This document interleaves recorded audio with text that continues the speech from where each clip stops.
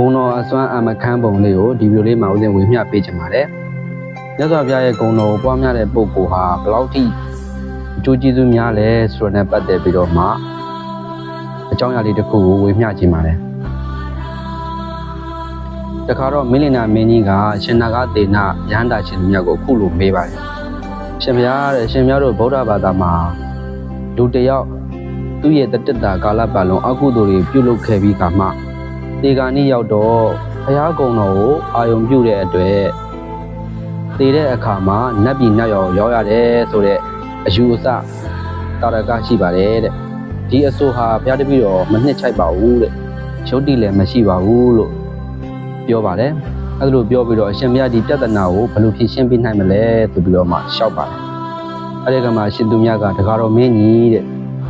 တကားတော်မင်းကြီးကိုဥပမာတစ်ခုမေးပါမယ်တဲ့ကြောက်ခဲတစ်လုံးကိုကံရည်ပင်ပေါ်ပြစ်ချလိုက်လို့ရှိရင်အဲ့ဒီကြောက်ခဲဟာပေါ်နေမလားမြုပ်သွားမလားလို့မေးပါတယ်မှန်မှာကြောက်ခဲဖြစ်တဲ့အတွက်ခြေထဲကိုမြုပ်သွားမှာပါဗျာလို့ရှောက်ပါတယ်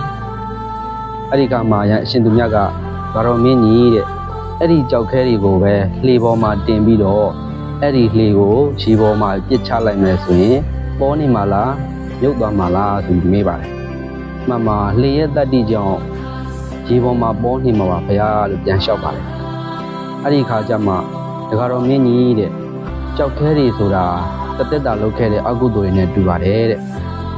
လှေကတော့ဒီကနေ့ခါမှာကပ်ပြီးပွားများလိုက်တဲ့ဗုဒ္ဓနုတ္တိဘာဝနာကုသိုလ်နဲ့တူပါတယ်ပြီးဆိုပြီးတော့မှရှင်းပြပါတယ်အဲ့ဒီခါကျမှမင်းနာမင်းကြီးကသဘောကျပြီးတော့မှ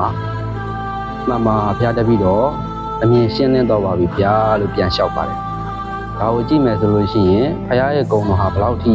အစွမ်းတတ္တိကြီးမားတယ်ဆိုတာသိတာပါတယ်အဲကြောင့်မို့မိမိတို့ဟာ